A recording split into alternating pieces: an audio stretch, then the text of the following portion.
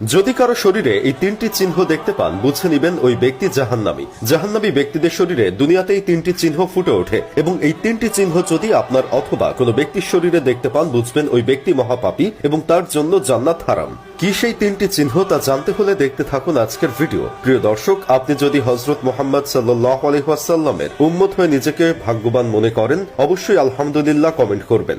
আজকে আমার প্রিয় নবীর ভালোবাসার মানুষগুলোকে দেখতে চাই। প্রিয় দর্শক, অবশ্যই ভিডিওটি শেয়ার করতে ভুলবেন না। আপনার একটি শেয়ারে হয়তো অনেক মানুষ হেফাজত হবে। তো চলুন শুরু করা যাক আজকের ভিডিও। পৃথিবীতে ঝড় তুফান হওয়ার আগে যেমন একটি আলামত দেখা যায়, কোনো বিপদ আপদের আগে যেমন লক্ষণ দেখা যায়, ঠিক তেমনি জাহান্নামী ব্যক্তিদের মৃত্যুর আগে শরীরে তিনটি চিহ্ন ফুটে উঠবে, যা দেখলে বুঝতে হবে ব্যক্তিটি জাহান্নামী।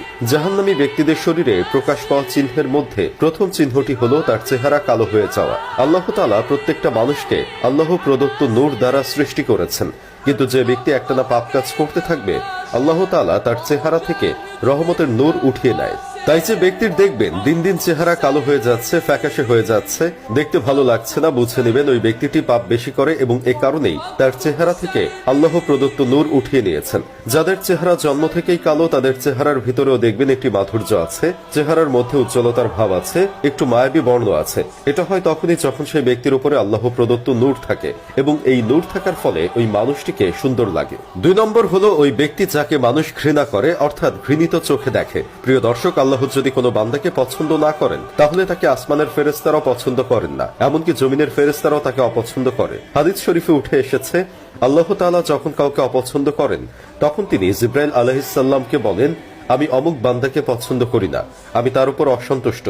তখন জিবরাইল আলাইহিস সালাম ওই বান্দার উপর অসন্তুষ্ট হয় এবং সপ্তম আকাশে ঘোষণা করে দেন যে ওই ব্যক্তি আল্লাহর অপছন্দনীয় একজন বান্দা। তখন সপ্তম আকাশ থেকে সেটি প্রচার করতে করতে জমিনে থাকা ফেরেশতারাও তার উপরে অসন্তুষ্ট হয়। এজন্য মানুষও তাকে পছন্দ করে না। তাই যদি কাউকে দেখলে ঘৃণা লাগে, পছন্দ না হয়, দেখতে ভালো না লাগে, তাহলে বুঝতে হবে ওই ব্যক্তিটি জাহান্নামী। এবং 3 নম্বরে রয়েছে রিজিকের বারাকা কমে যাওয়া, সফলতা না পাওয়া। উক্ত ব্যক্তি যেদিকে হাত দেয় সেদিকেই ব্যর্থ হয়, ব্যর্থতা যেন তার পিছু ছাড়ে না। টাকা পয়সা অঢেল কামালেও তাতে বরকত থাকে না।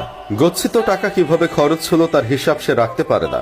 দিন দিন তার সকল ধন সম্পদ ধূলিসাৎ হয়ে যায়। তার এক সময় অনেক আধিপত্য ছিল কিন্তু এখন নেই।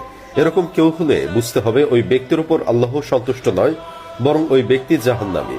আল্লাহ আমাদের সবাইকে জাহান্নামের কঠিন আযাব থেকে রক্ষা করুন, আমিন।